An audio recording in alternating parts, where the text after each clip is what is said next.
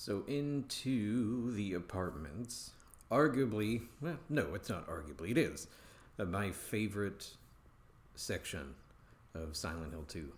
I think it was beautifully designed, perfectly executed, and it has my favorite sequence in pretty any horror game.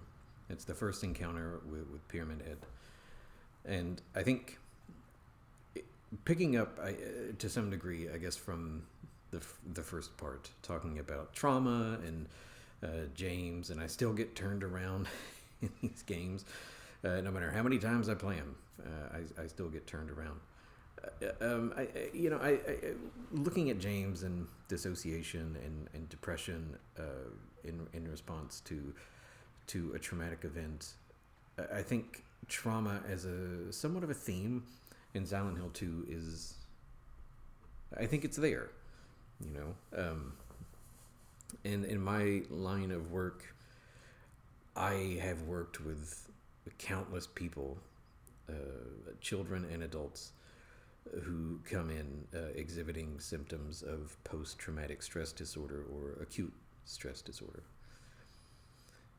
And that is different than working with people who come in expressing that they've been through a traumatic event.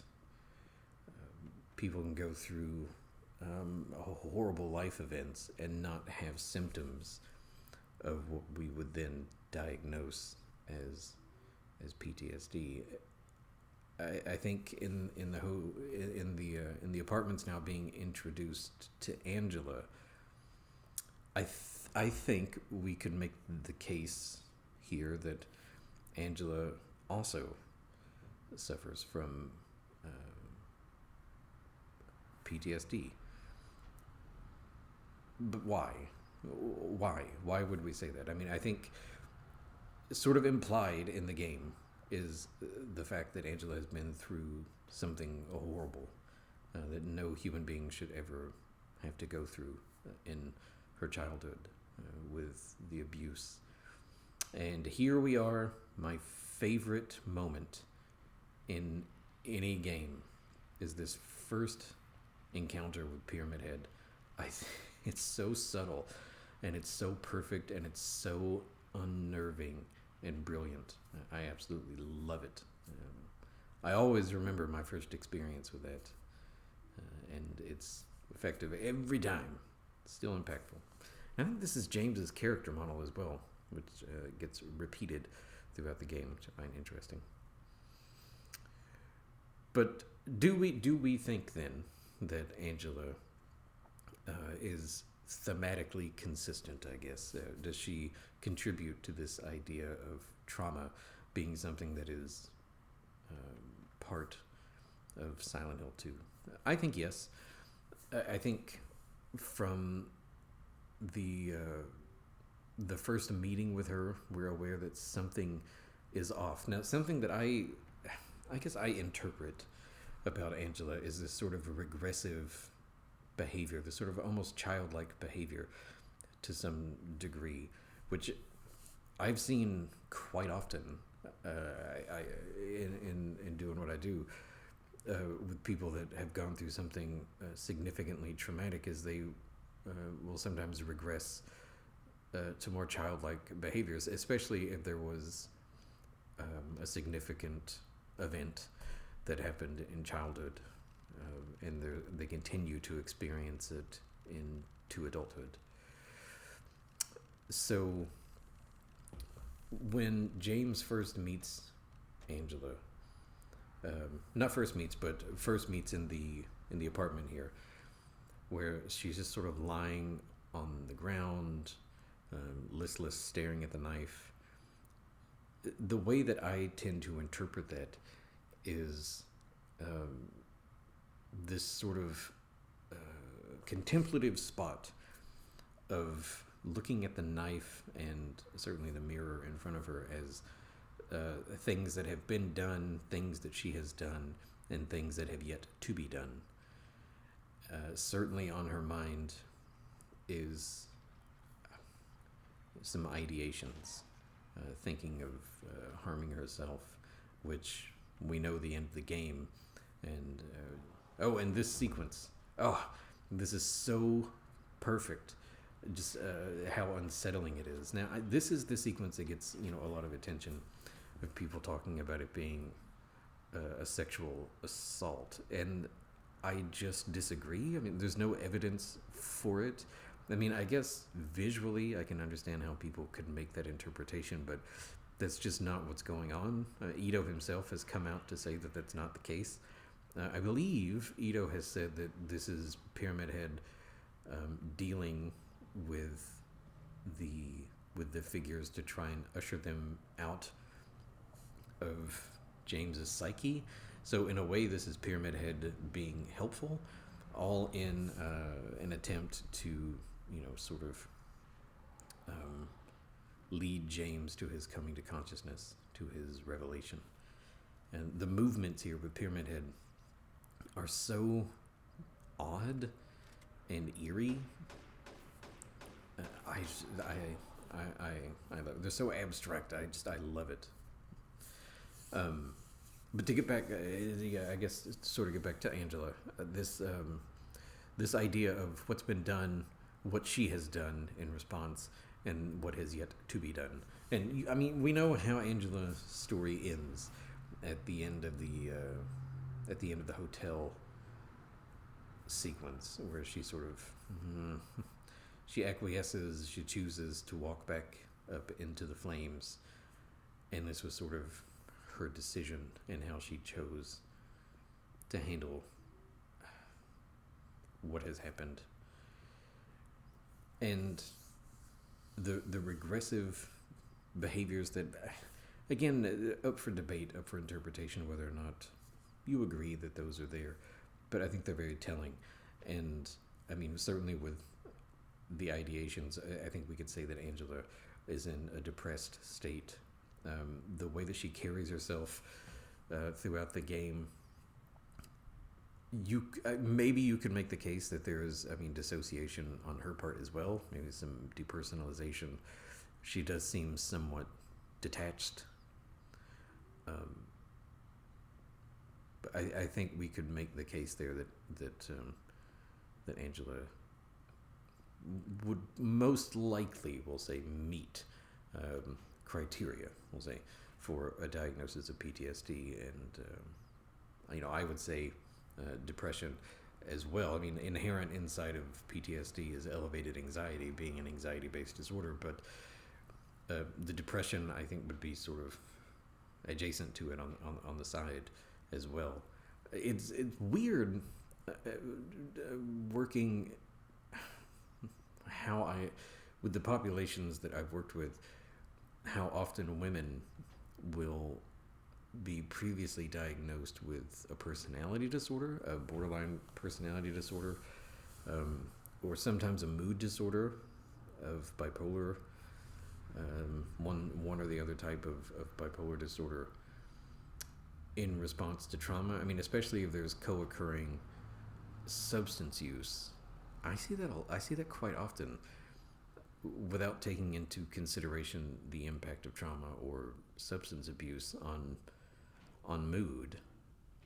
And I mean, the correlation there, I mean, there is evidence to suggest that trauma is an influence in the development of a borderline personality disorder, but I just find it odd how often those two things are sort of come as a comorbid package. But I mean, if you wanted to make the case for Angela having a personality disorder, go for it. I don't know that it's there.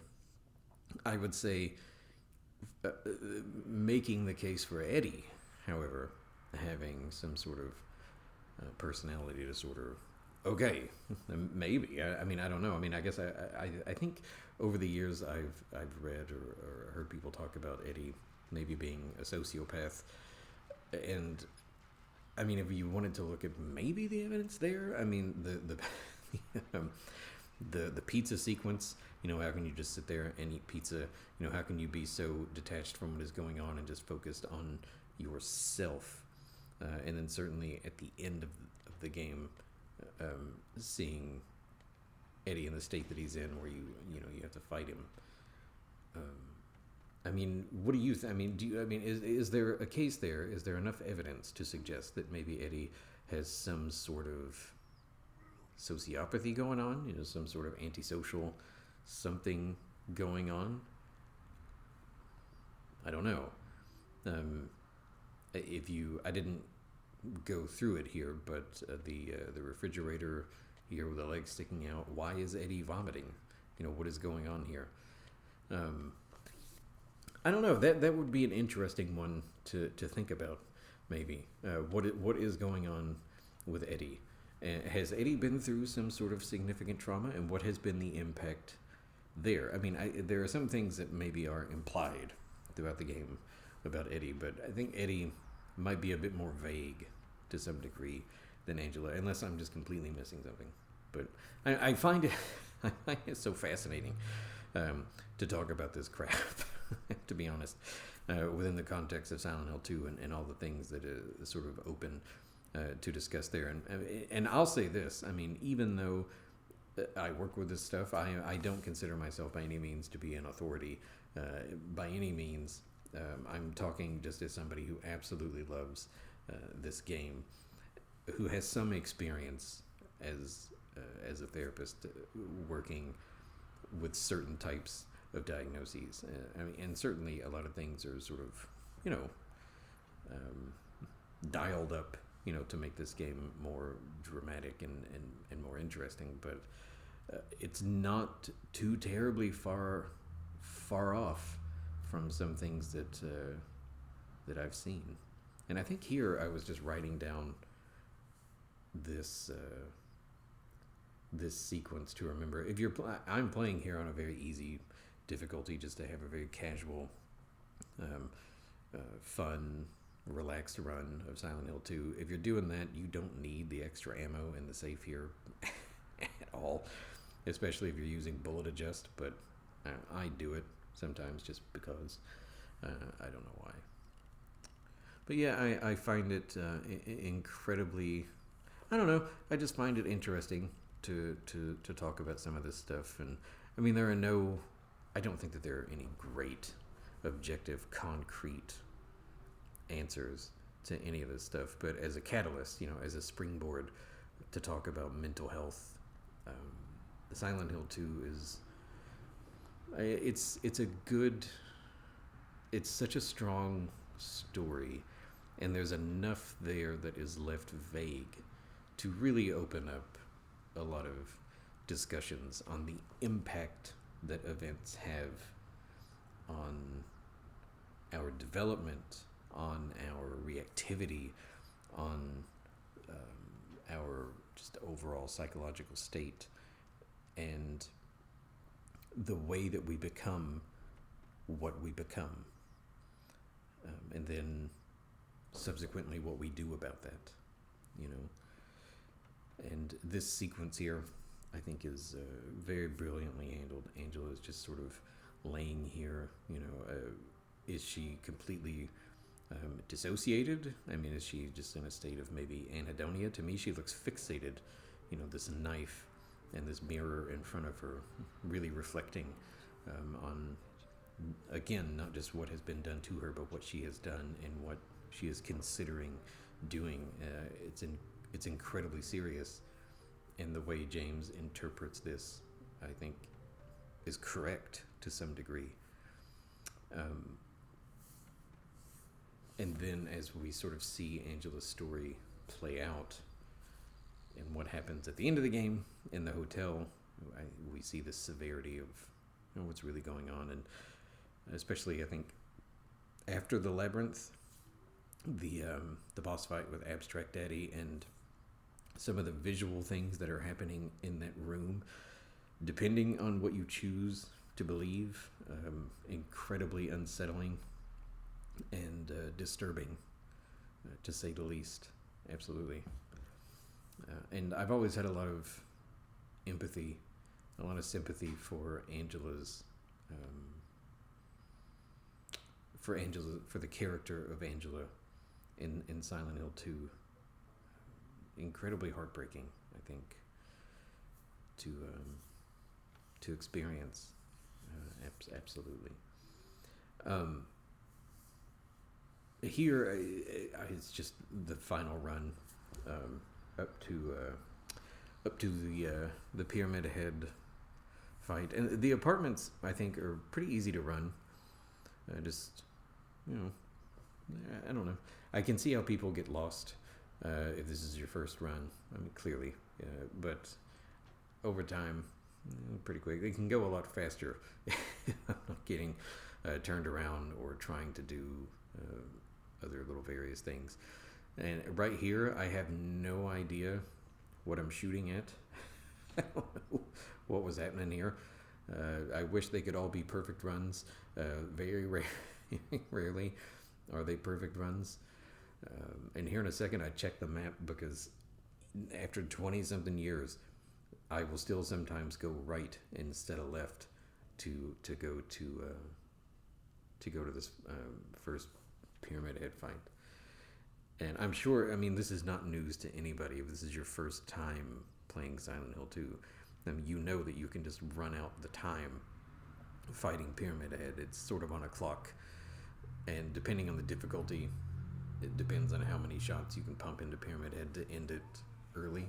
Now this right here, I can get behind how somebody can interpret this as something sexual, but even then, I think it's just unnerving and unsettling imagery as opposed to trying to explicitly be something perverse. And like I said, I'm just playing on an easy difficulty, so it doesn't take much to get rid of Pyramid Head. And if you're not used to Silent Hill 2, it is highly advisable that you save before you do this, because Pyramid Head can one-hit you, and if you haven't saved in that apartment that we were just in, then it's either a reset or you just you have to go back to your last save. And again, here I think sort of calling back the first run, this idea of dissension, Pyramid Head going down, and sort of having James follow him deeper and deeper, bringing James closer and closer to his coming to consciousness, which is, I think, dramatically different again from the end, which is about ascension, going all the way up those stairs through the wire, the rust, and the grates to Mary, finally ascending at the end.